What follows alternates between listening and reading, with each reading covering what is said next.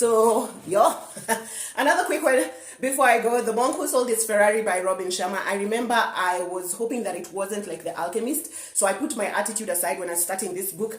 3-4 pages in, I promise you, I picked up that attitude that I had set aside.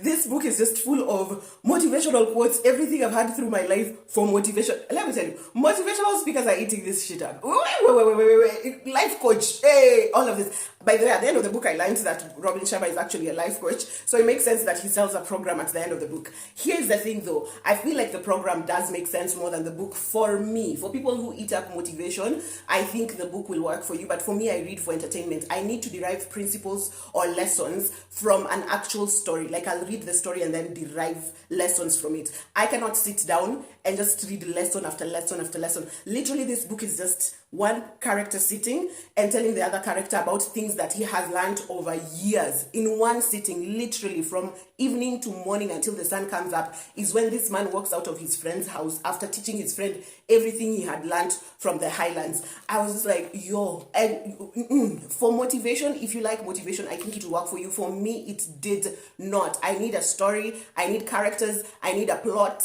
Also, I felt like this book did not represent me, because this book it excludes women. There's only 2 male characters, and even what they speak of, it feels like women just make a cameo. It isn't speaking to me. I don't see myself in this book. I don't see my character in this book, and therefore I have really struggled with it.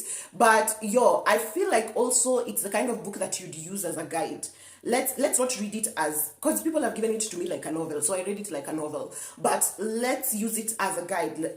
It's good that they have what is it called, table of contents in the very beginning, so that you know what chapter you're going to tackle, what particular topic or principle, right? So I think it would be better as a guide, that if you're going through something, then you can refer to that chapter to guide you through whatever it is that the situation that you're in life. I think it would work better like that. And I also think it would really be bomb as an audiobook. Reading it, just like sitting down and reading quotes and quotes. This book is like scrolling through LinkedIn on New Year's. Motivational speakers and life coaches. Yo, hey, the pressure is already worse.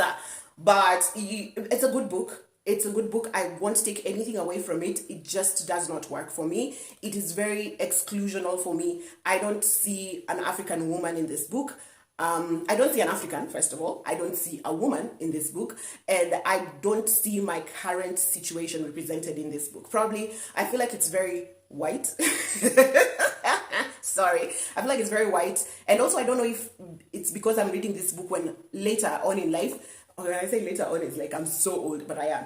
But I feel like there's lessons I've learned already. So this book just felt like an annoying repetition of that. So it did not work for me. But here's the thing. Some of the lessons, it's very, very important lessons. This will give you life, I promise. But some of the lessons that I learned here, I learned from actual stories. I picked up those principles in actual stories. Here are some of the books that I really liked that were just stories that I picked up principles and learnings from. Immortals of Meluha by Amish. Lovely story. It's a trilogy, actually. You will love it.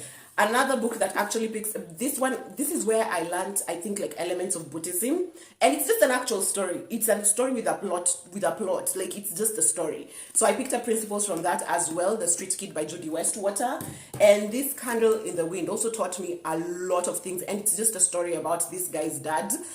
This is a Candle in the Wind by Austin Arnold. This is actually a Kenyan writer. You will love it. So these are some of the books that I picked up principles and lessons from when they were not actually a book that was trying to teach me anything. So that's my method of learning. Maybe it's different for you. It's not a bad book. It's just too much in my face. The language doesn't even make sense. They're constantly using analogies to describe everything. And I am more of a practical person. My brain can only picture what is in reality. So I think that's why I've struggled so much with The Monk Who Sold His Ferrari. But the lessons in here are valuable. I think they really are, and everyone needs to learn it. And also, I feel like,